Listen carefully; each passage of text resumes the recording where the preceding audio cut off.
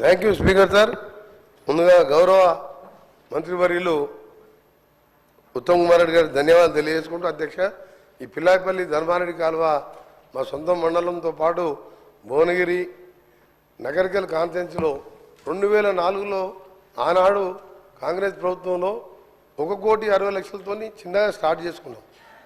ఆ తర్వాత 26 కోట్లు ఒకసారి నేను మినిస్టర్గా ఉన్నప్పుడు అప్పుడు 2009లో శాంక్షన్ చేయడం జరిగింది. దాని తర్వాత ఆ వర్క్ టెండర్ పిలిచి గత ప్రభుత్వంలో దాని పనులు ఎక్కడికక్కడ నిలిచిపోయిన అధ్యక్ష.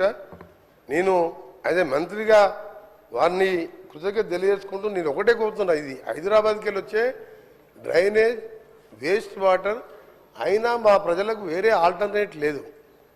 ఇరిగేషన్ వ్యవసాయం చేసుకోవాలంటే కొండపోచమ్మకి వెళ్ళి బస్వాపూర్కి వెళ్ళి అక్కడికి వెళ్ళి చిట్యాల వరకు అలైన్మెంట్ ఫిక్స్ చేసిండ్రు. ఇటు గుండ్రాంపల్లికి వెళ్ళి చౌటుప్పలు దాని ఇది కొండపోచమ్మకి ఆగిపోయింది, బస్వాపూర్ నింపలే.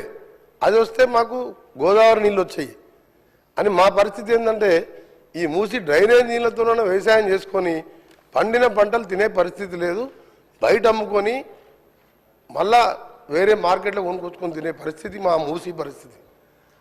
ఆ మూసి నీళ్ళ కోసమే ఇంత పోరాటం చేసాం.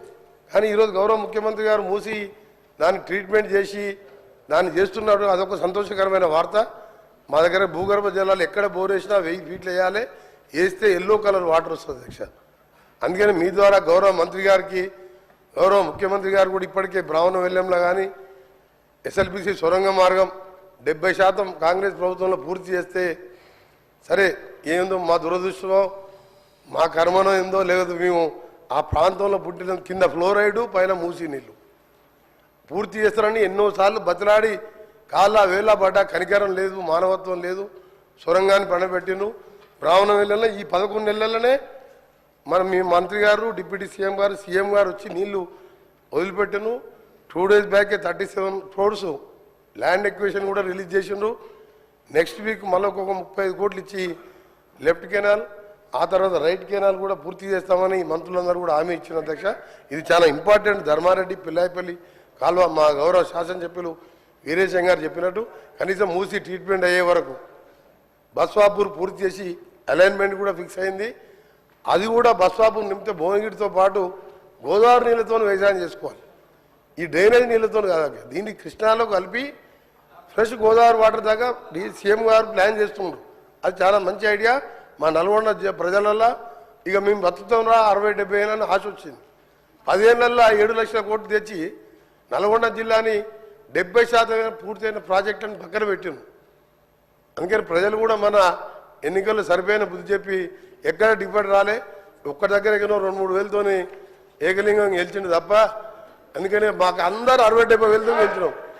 60-70 వేలతో గెలిచినాం అధ్యక్ష, 60-70 వేలతో గెలిచినాం.